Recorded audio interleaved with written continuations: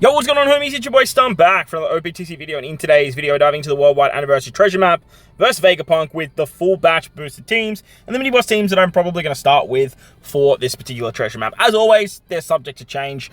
Is what I'll start with, and then if I get some inspiration from some other teams, some of the Japanese players put out some really fast stuff for mini bosses and stuff like that. If I do get some more inspiration there, I'll probably change them. But today, it's more about how to take down the final stages with those mini boss fights. Now, I've already done a video. It's already out with no new batch. It does use a S-Snake friend captain. I know a lot of people are going to comment on that video and be like, oh, stop, it says no new units and no new batch, but you use an S-Snake friend captain. That's a new unit. So I'll probably look at doing some more stuff with no S-Snake friend captain.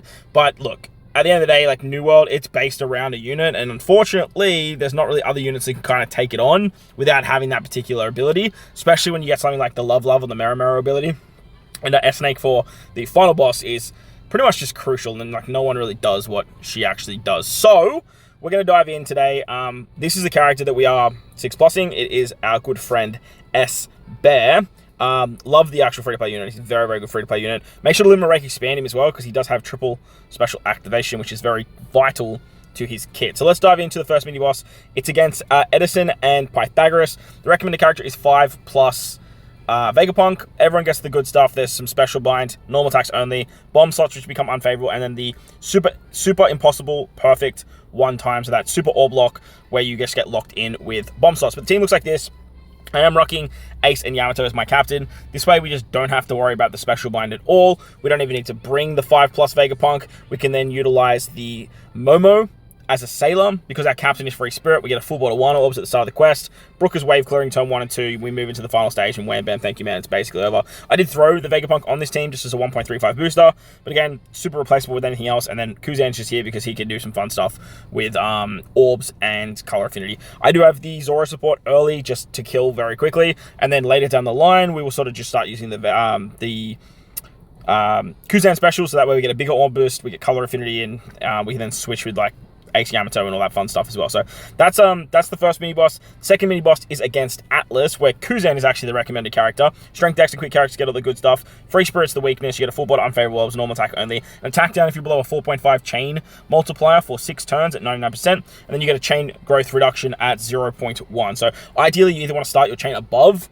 4.5, you either want to remove it, or you want to sort of remove that chain multiplicative growth. Now, the reason that Kuzan is the recommended character, because Kuzan's captain ability is a 4 times chain multiplier captain ability, so it's very easy to get above that 4.5 times. However, I'm using Kuzan on the other team just because, like, I don't really want to run Kuzan as a captain. Kuzan's such a shit captain, man. But what I'm doing is basically exactly what I was doing on my new batch teams. We're utilizing Kuzan as, or 6+ Kuzan, the original V1, as our wave clearing captain. Lots of cooldowns in his captain ability, lots of cooldowns from the quest. So you can wave clear with him turn 1 and turn 2, and then you can use something like Hiyori, so that way you get a full board of 1 orbs. So you can also remove the chain reduction at 0.1. But for this particular team, what we're going to do is we're going to use the special of Nami and Carrots to get a chain boundary starting at 2.75, and then we can use our Zoro and Sanji with the Mr. 3 support to get a 2.0 chain boost, as well as a 1.5 times chain multiplier.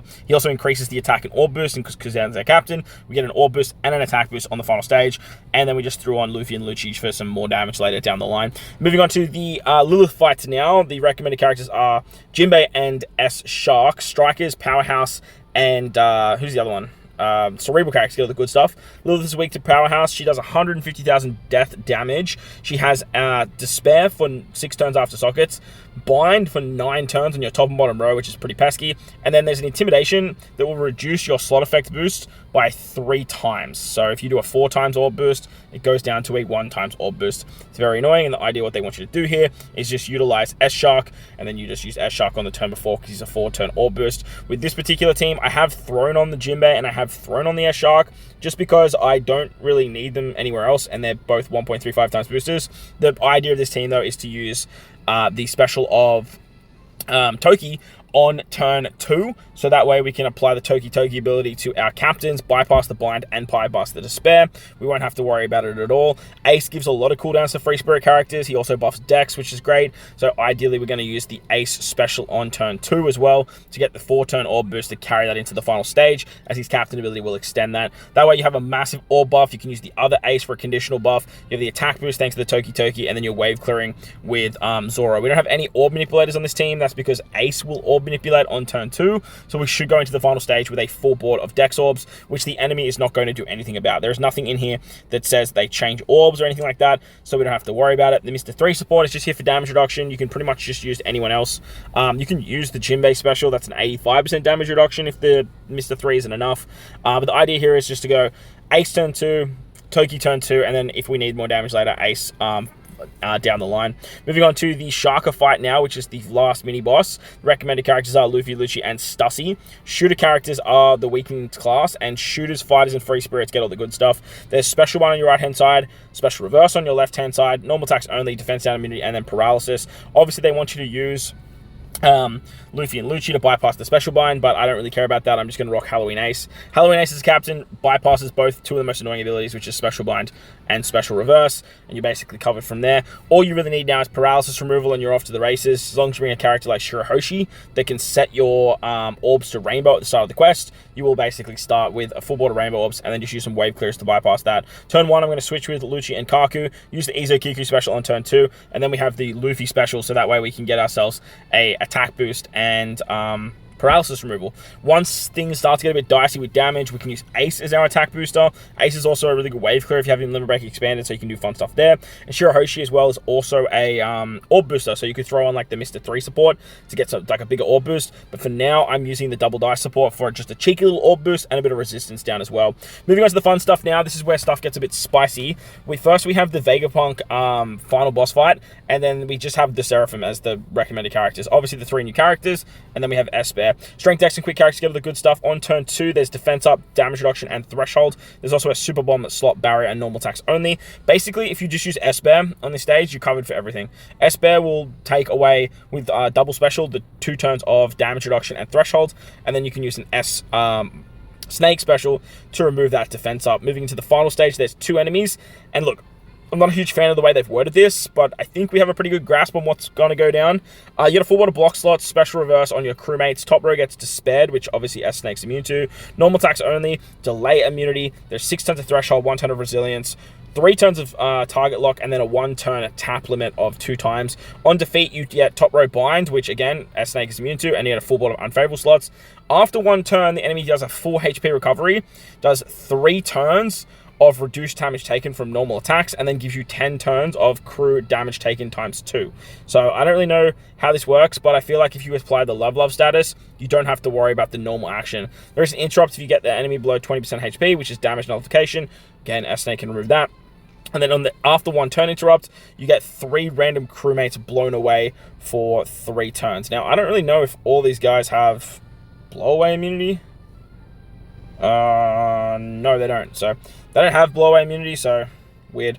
It's weird that none of them, any of these guys like set territories, because they all have like territory fighter stuff, and it's like, I don't know, man. Do you any of you give a territory? Because I don't really see anywhere where you like setting a territory up, but hey, that's just me. Like I said, on the second turn, we're going to use the special of Esper. You can use the double special to remove the damage reduction in the threshold. You get the super bomb slot, and then you just remove the rest of the defense up with one of your S-Snake specials. You could probably like use a support, like Brook support on Zoro and Kaku. I think I know he goes on Sanjay, but does he go on Zoro?